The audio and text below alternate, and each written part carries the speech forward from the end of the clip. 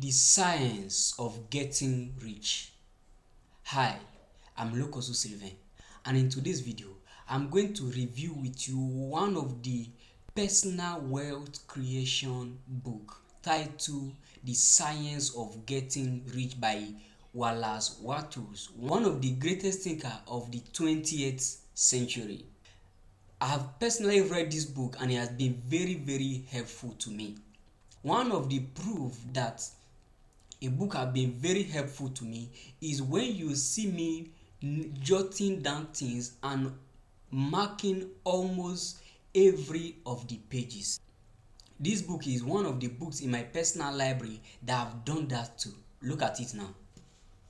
As you can see now, I just open a random page, and of course you can see I mark here. Now let me also open another random page.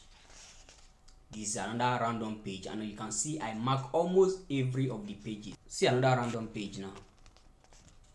This is also another random page that I just opened, and you can see me marking almost every part of the two pages. This is another random page again, which means it has been very helpful to me. The science of getting rich refutes some negative belief about wealth creation, making money and keeping money that many people have towards their personal finance. Money, no matter where you live, is not a respecter of race, faith, or industries. No matter what you may want to say, there are people in some of the industry that has been considered as low of the lowest, but they still make a lot of money. There is wealth almost everywhere, every industry that you can find yourself. Just as the book says, you won't go to the desert to set up a business and expect yourself to get rich or to get patronage. But the truth of the matter is this: wealth is not a respecter of environment, race, or faith. The book have 15 short chapters, and I'm going to take you through them. I will just mention the chapter and give you some of the most important points in them and move on to the next. You can get this book yourself and read it. It's very important if you want to build a generational wealth. It's a very light book to read. You can read it all in a day if you so much want it. The first chapter of the book talk about the right to be rich. Now, no matter what is said in praise for poverty, you can't live a fulfilled life without some measure of money or some measure of wealth in your possession, because that is the only way you can express your full potential and even achieve dreams. No man ought to be satisfied with little if he has the capacity to acquire and use more. The second chapter of the book talk about the science of getting rich. There is a science of getting rich, and everyone who seeks to get rich must note it and use that science to his own advantage, no matter his race or where he lives. As the author put it, getting rich is a result of doing things a certain way. Except we apply that science of doing things that certain way, we cannot get rich or build personal wealth. An important quote of that chapter is, no one is prevented from becoming rich because of lack of capital, because indeed we all have capital. Chapter 3 of the book talk about whether or not opportunities are being monopolized. Without a doubt, I know you will dispute this fact, but let me tell you this truth. Maybe you can't just wake up one day and start exporting crude oil. You may not wake up and start a mining business because you need approval and some criteria before you can be approved and licensed to do all these things. So it seems these opportunities are being monopolized because those opportunities are available to very few people.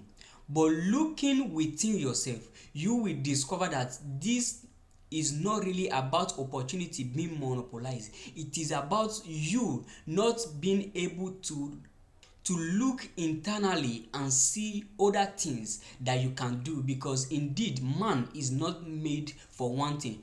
Man is a diverse creature, so he can explore other of his potential to create wealth for himself so that he can use more and of course empower other people.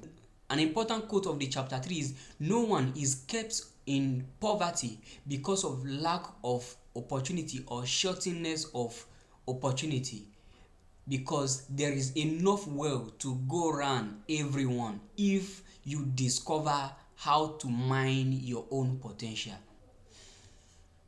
The chapter 4 is all about the first principle of the science of getting rich, which is wealth is created from formless things. If you are a Christian, you will know this, that the Bible says the things that we see are created from formless things, from invisible things.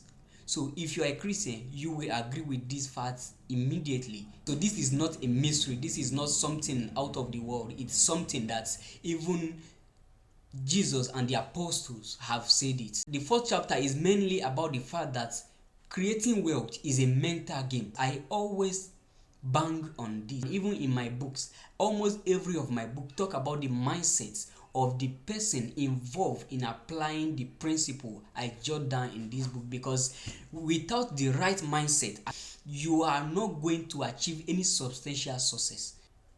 Chapter 5 is about increasing life. Many of us are caged by our old idea, so we don't have the opportunity to live an increasing life. And only by living increasing life that we can create wealth that will not just satisfy us but satisfy a generation. You have to be an advancing person if you must create wealth and sustain it. An important quote of this chapter is, that which make you want more money is the same thing that make the plant wants to grow. It is life seeking fuller expression. Chapter 6 show you all about how riches comes to you. And the most important point there is, give to people more in value than they give you in cash. Chapter 7 is about being grateful. Without gratefulness, wealth, happiness, or anything positive cannot come close to us. So the book shows you exactly how to use the attitude of gratitude to get wealth created. The important quote there is, he who have no feelings of gratitude cannot retain wealth for a very long time. Will.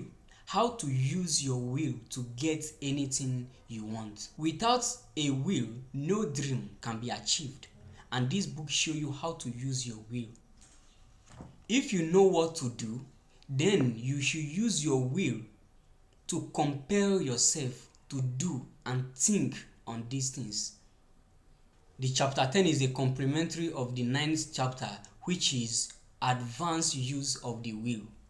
You cannot paint a good picture of wealth if you are always turning your attention to poverty and every other negative pictures. Acting in the certain way, chapter 11. Man must not think in a certain way, but his action must complement the things that he think on.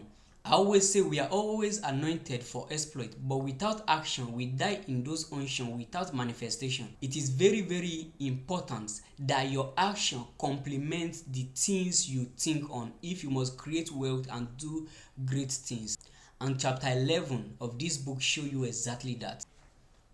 The chapter 12 is all about efficient actions. Most time, you don't get out of things, you grow out of them. And one of the things that you can't get out of is poverty. You cannot get out of poverty. You can only grow out of poverty by doing things a certain way. Do every day all that can be done that day. Getting in the right business, in the sense that you can't go into a business that does not resonate with your own personality. You don't get into business because other people are doing it. You discover what you are good at doing if you must create wealth and become rich. Chapter 14, the impression of increase. You must always give the impression of riches if you must be rich.